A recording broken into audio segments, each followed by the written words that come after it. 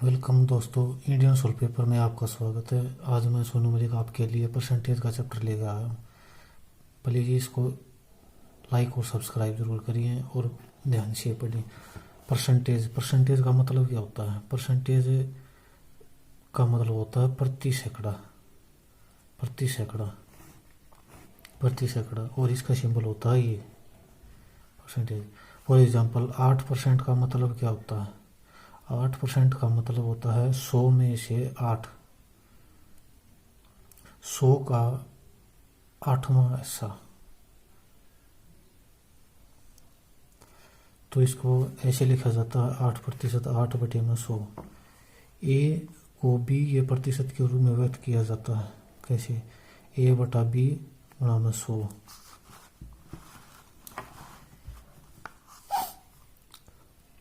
ए का बी प्रतिशत equal to A × B/100।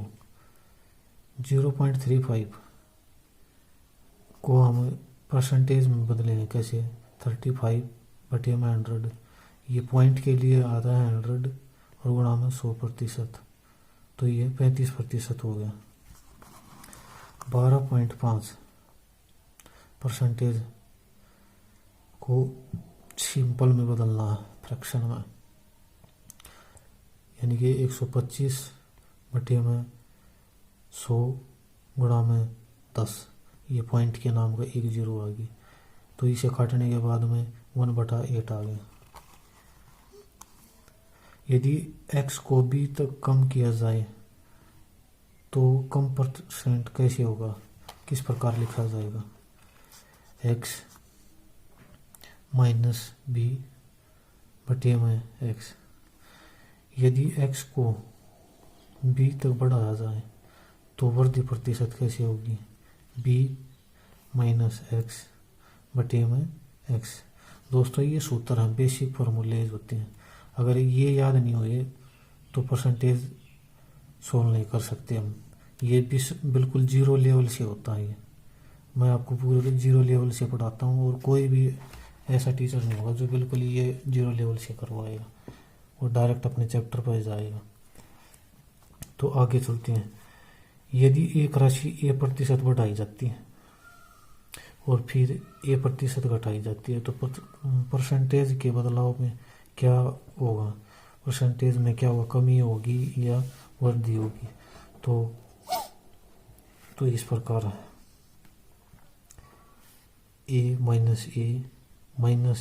A गुणा में A परसेंटेज ये हो गया A/100। यदि एक संख्या A% घटाई जाए तो फिर इसके बाद B% बढ़ाई जाए तो कुल वृद्धि या कमी प्रतिशत होगी। तो A% घटाई जाए -A प्लस B% बढ़ाया जाए +B माइनस में। ये माइनस इसलिए आया दोस्तों, ये B% कमी है, A% कमी है, घटाएगा, और B% बढ़ाएगा, तो कमी के कारण माइनस आया। A/B/100।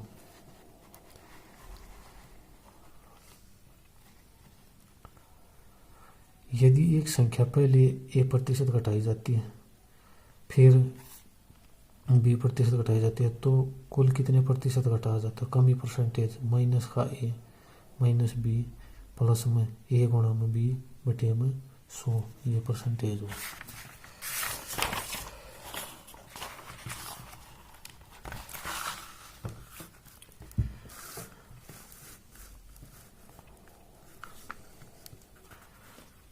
यदि एक संख्या को पहले A% बढ़ाया जाता है और फिर B% बढ़ा जाता है तो इस संख्या कुल कितना प्रतिशत वृद्धि होगी? A प्लस में B प्लस में AB/100 ऑल प्रतिशत। किसी वस्तु की कीमत A% बढ़ती है तो वस्तु की खपत में कितने प्रतिशत की कमी करनी चाहिए ताकि खर्च पर कोई प्रभाव न पड़े, कोई बदलाव ना हो? तो वृद्धि प्रतिशत। तो A/100 जमा में A गुणा में 100।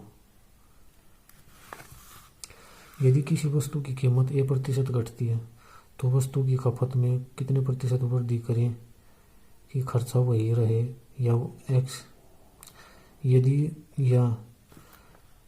एक्स वाई से ए प्रतिशत कम है तो वाई एक्स से कितने प्रतिशत अधिक है, ए बटे में 100 माइनस में ए गुणा में 100%।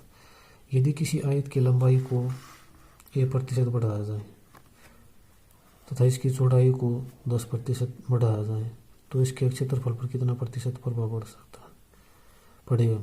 तो वृद्धि प्रतिशत ए प्लस में बी प्लस में ए बी बटे में 100। एक फार्मूला तो ये होगा दोस्तों, पर ये सभी पर लागू नहीं होगा। आगे चलकर घन भी है, गोला भी है, उसके परसेंटेज भी बढ़ाने हैं, तो उसके लिए एक ये कॉमन फार्मूला ये है, ये याद रखना बहुत ज़रूरी है। 100%, कोई वस्तु अपने आप में 100% होती है, गुणा में 100 प्लस में ए बटे में 100 गुणा में 100 प्लस में बी बटे में 100। तो ये परसेंट ये निकल आएगा, पर इसके बाद में 100 माइनस करना है इसके अंदर से। जैसे कि ये वस्तु 10% बढ़ा दी जाए और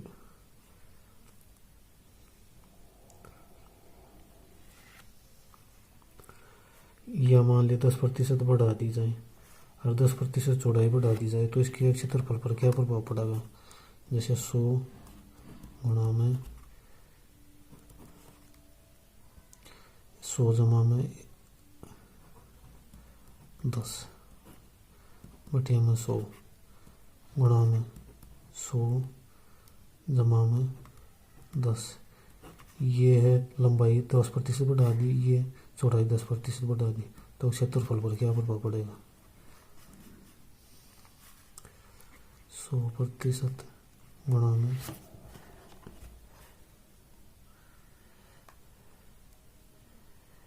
110 बटे में 100 गुणा में 110 बटे में 100।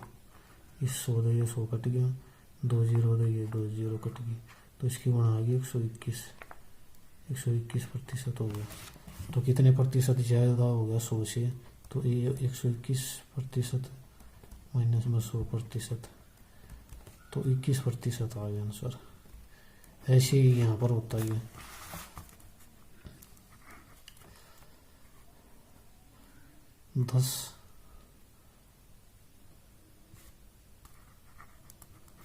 दस प्लस में 10 प्लस में 10 गुणा में 10 बटे में 100,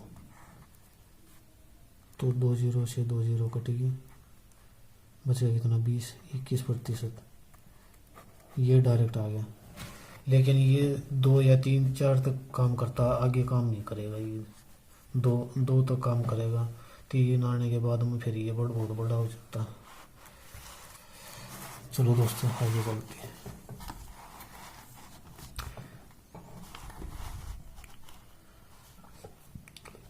यदि किसी वर्ग की प्रत्येक भुजा a% बढ़ाई जाती है तो उस वर्ग पर क्षेत्रफल पर क्या प्रभाव पड़ेगा, तो या उसके कितने प्रतिशत बढ़ जाएगी। तो ये कैसे होगा, ये वर्ग के क्षेत्रफल कितना होता है स्क्वायर में। अगर आयतन पूछता घन का या और किसी चीज़ का, तो उसमें ट्रिपलेट हो जाता है, 3 गुना हो जाता है। तो ये फिर यहाँ पर a प्लस में a गुणा में a बटे में 100, या 2a प्लस में a का स्क्वायर बटे में 100%, या फिर 100% गुणा में 100 जमा में a बटे में 100 गुणा में 100 जमा में a बटे में 100 माइनस में 100%। यदि a% की कमी हो तो क्षेत्रफल में क्या प्रभाव पड़ेगा, तो माइनस 2a माइनस a गुणा में a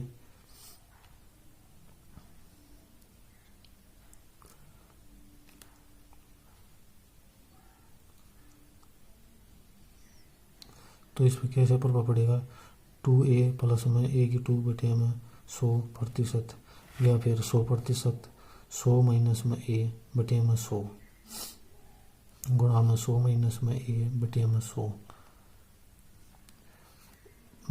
माइनस में 100%।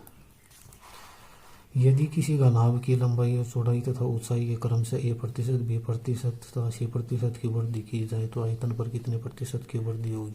तो लोग देखो दोस्तों, ये तीन पार्ट, लंबाई, चौड़ाई और ऊंचाई आ गई। अब ये दो वाला काम नहीं करेगा इसके अंदर, ये वाला जैसे ये था, जैसे ये था a प्लस में a गुणा में a बटे में 100, ये वाला काम नहीं करेगा। अब ये सूत्र काम करेगा। ये कॉमन सूत्र होता है, ये कितने प्रतिशत कितना ही लंबा हो उसी को भी सोल्व कर देता है। 100% गुणा में 100 जमा में a बटे में 100, 100 जमा में b बटे में 100, 100 जमा में c बटे में 100 माइनस में 100%। यदि किसी घन की प्रत्येक भुजा को a% बढ़ाया जाए तो इसके आयतन पर क्या प्रतिशत पड़ेगा। ये 3 बार आएगा। आयतन क्यूब में आता है, आयतन घन में आता, घन सेंटीमीटर या घन मीटर ऐसे होता है। आयतन घन में होता, तो घन में क्या होता है, 3 तो भुजा का क्यूब। तो आयतन क्या होता है, घन का क्यूब। घन का आयतन का फार्मूला क्या होता है, घन के आयतन का फार्मूला होता है a3।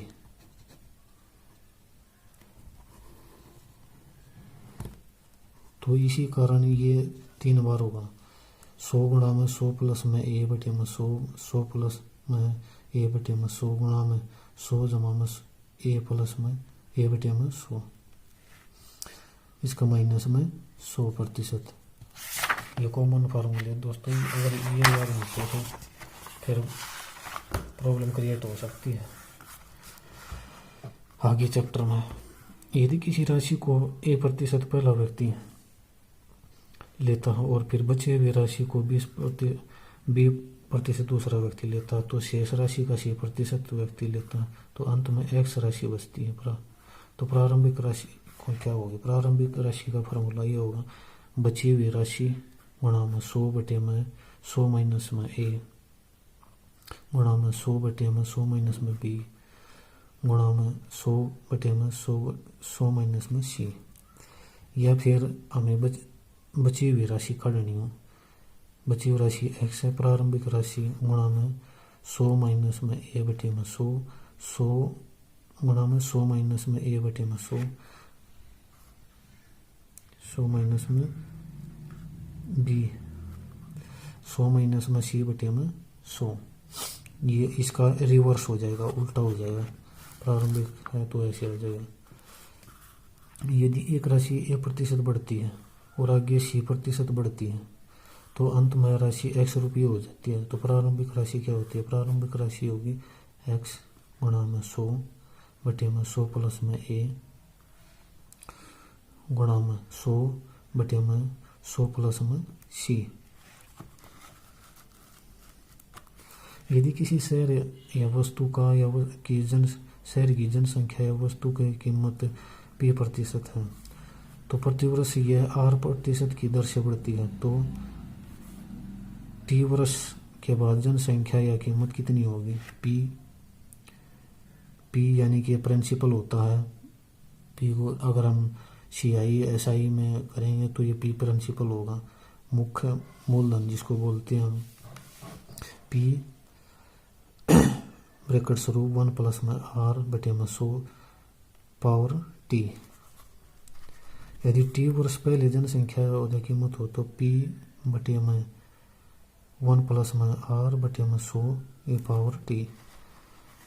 यदि किसी शहर या वस्तु की या शहर का जनसंख्या या कीमत p है तो r% की दर से यह घटती है, तो t वर्ष बाद इसकी जनसंख्या कितनी होगी, घटती है, तो उल्टा होगा p1 माइनस में r बटे में 100 पावर t। t वर्ष पहले जनसंख्या p बटे में 1 माइनस में r बटे में 100 e पावर t। दोस्तों इस वीडियो को लाइक और सब्सक्राइब जरूर करना। आगे हम क्वेश्चन सोल्व करेंगे और उसके ये बेसिक फार्मूले थे, बेसिक फार्मूले याद करने ज़रूरी है। इसके बाद में हम चैप्टर पर आएंगे। थैंक यू दोस्तों, लाइक और सब्सक्राइब जरूर करना।